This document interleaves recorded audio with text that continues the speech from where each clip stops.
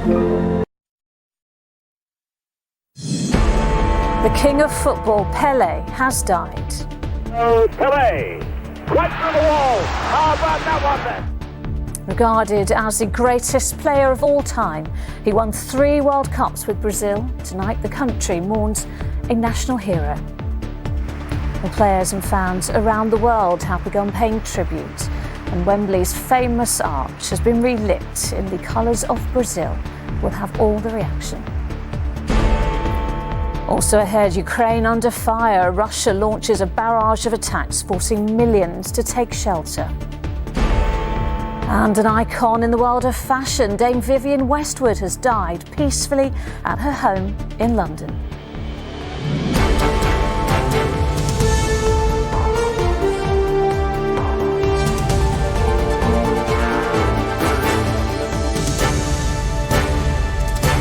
This is ITV News with Lucrezia Millarini. Good evening. He was unquestionably one of the greatest footballers who ever lived. But to many, Pelé was much more than just a player. He turned the game into an art, winning 3 World Cups for Brazil and setting goal-scoring records that still stand today. He was respected for his good grace, his humour and the friendship he extended to others both inside and outside the game. We'll bring you all the reaction to Pelé's death from around the world. But first, our sports editor Steve Scott looks back on a footballer who inspired generations. The moment they heard, they started to come to pay their own tributes at the hospital where Brazil's most famous son closed his eyes for the very last time. They will always remember him here as the man who put the beautiful into the beautiful game. Pelé, right through the wall. How about that one then? Pelé, short in name, but will live long in the memory. The only footballer to have won 3 World Cups, and for many, he was the best ever to play the game.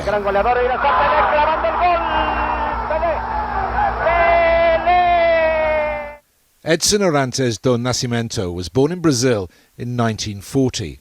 The moniker Pelé stuck when, as a young boy, he was unable to pronounce the name of a goalkeeper called Bile. He joined Santos in Sao Paulo, aged just 15, and within 2 years would be a household name around the world, scoring 6 goals as Brazil became world champions. The first World Cup, I was 17 years old, and then everybody think, my God, you was difficult for you, you are very young, but I say, I swear, it was like a dream. His career total of 1,281 goals remains unsurpassed. This was number 1,000. His feats for both club and country put him centre stage, away from football too. After giving me ball here, I do these, go. Easy. It is ironic that for such a prolific goal scorer, he will also be remembered for the one that got away. Pelé even shouted goal when the ball left his head in Brazil's World Cup clash with England in 1970, only for Gordon Banks to somehow deny him. It took the greatest of saves to keep the great man out. His personal life was complicated. Married 3 times, his son Edinho was sent to prison for 12 years for laundering drugs money. Ever since surgery to remove kidney stones in 2014, there have been constant struggles with ill health. I award you the Olympic Order.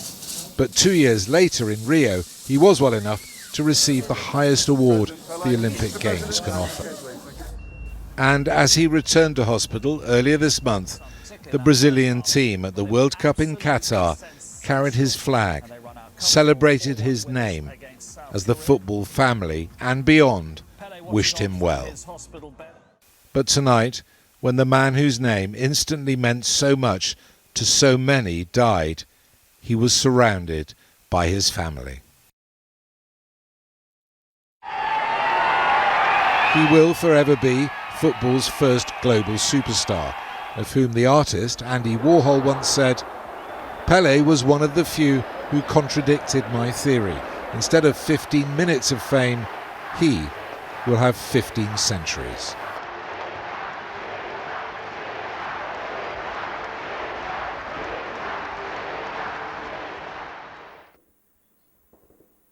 Well, tonight, as news of Pelé's death spread around the world, today's best players recognised the impact that he had on the game they love. To many, Pelé was their idol, a player with so much talent who did it all with a smile. Martin Stew reports on how the world has reacted. With a solemn face, Brazilians were delivered the news they'd been dreading. The King Pelé has left us. From Brazil to Blackpool. We will now reflect on the greatest of footballing lives. Football fans applauded as one for the man who lifted the beautiful game to new heights. Jeff Hurst, who played against him, tweeting, "For me, Pelé remains the greatest of all time. I was proud to be on the pitch with him." Modern-day stars also paid homage to their hero. Mbappe tweeting, "The king of football has left us, but his legacy will never be forgotten." Beckham said it was his beautiful game, whilst Brazil's current golden boy Neymar said before Pelé, 10 was just a number. And the modern game's greatest simply said, "Rest in peace." He was one of life's nice guys. Those who worked alongside him for decades say Pelé was just as impressive off the pitch. Apart from all of his talent and all of his fame, and to some extent all of his wealth, he was just down to earth, thoroughly likeable. As far as I can remember, no one's ever said anything bad about him. When Maradona died 2 years ago, Pelé said he one day hoped they could play football together in the sky. Perhaps now they can. Tonight, the home of English football is illuminated in Brazilian colours, a tribute to the man who lit up every pitch he played on. Reactions to the death of Pelé. He was 82. On to other news now, and millions of people in Ukraine have been forced to flee to underground shelters as Russia launched a huge missile strike on the country. Under attack, the capital Kyiv, along with several other cities, including Lviv in the west and Kharkiv in the east. At least 6 people were killed, but that number could rise, as Martha Fairley reports. It is a sound now all too familiar in Ukraine's capital, Kyiv. From 7 this morning, explosions could be heard across the city. A massive barrage of Russian missiles aimed at the country's power networks in a war of attrition. The attack, which lasted 5 hours, driving people underground to find safety. Anastasia, a medic on call, was forced to take shelter in a metro station, but is growing weary of the constant attacks. We are just tired of this, she said. Yes, we are trying to react and go to the shelter, but this interrupts our life. We don't know how long the war will last. It's hard to be afraid every day and put your life on hold. Other cities also came under fire. Above Lviv, near the Polish border, there were smoke trails from missile attacks that have left 90% of the city without electricity. I think it's important to note that the targeting of civilian national infrastructure and indeed civilian areas is against the Geneva Conventions. Russia is breaking international law in what it's doing, not only with its invasion, but also with the targeting it's carrying out. And there will be a response from the rest of the world to that type of behaviour. Ukrainian officials claim 69 missiles were fired by Russia and 54 of them intercepted by air defence systems. On the outskirts of Kyiv, emergency services worked to clear the rubble after several homes and a medical facility were damaged or destroyed in what is the 10th such large-scale attack by Russia on Ukraine. Martha Fairley, ITV News. Benjamin Netanyahu has been sworn in as Prime Minister of Israel for a record 6th time. He'll lead what's been described as the most right-wing and religiously conservative government in Israel's history.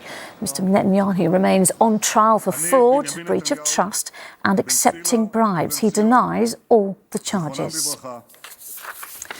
The incoming boss of the TUC, the umbrella group for unions, has been setting out his position over this winter's wave of strikes.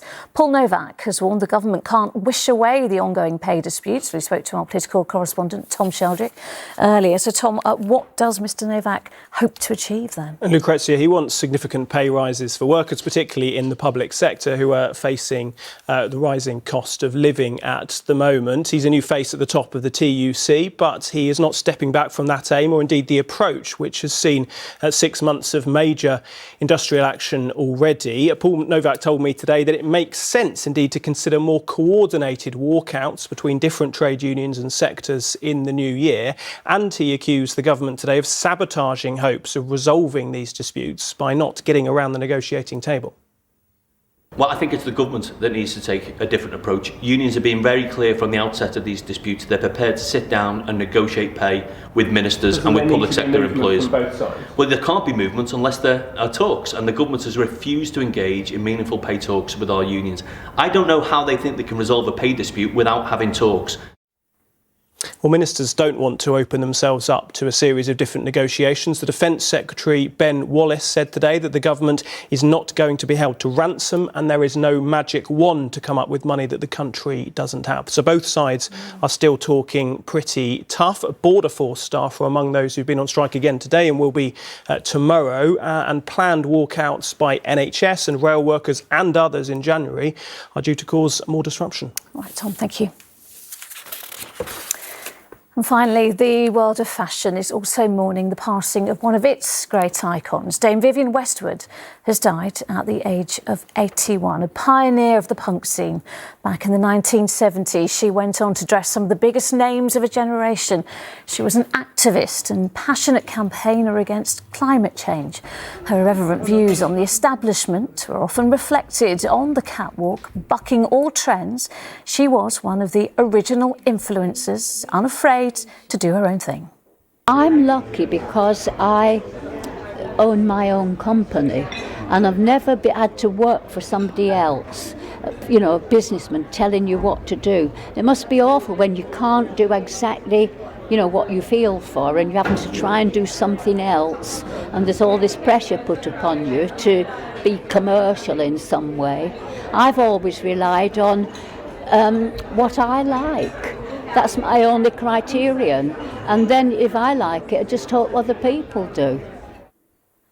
Dame Vivienne Westwood, who has died at the age of 81. And that is all from us for tonight. So from me and all of the team, good night.